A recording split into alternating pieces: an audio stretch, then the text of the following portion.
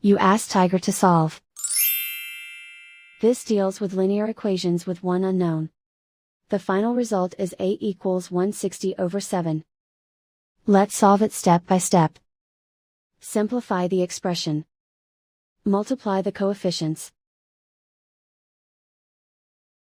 Simplify the arithmetic. Isolate the A. Multiply both sides by inverse fraction 8/7.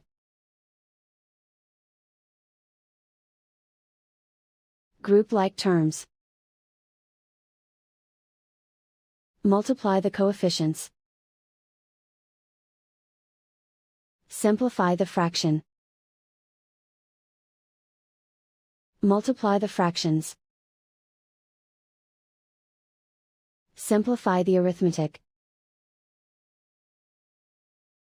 And so the final result is A equals 160/7.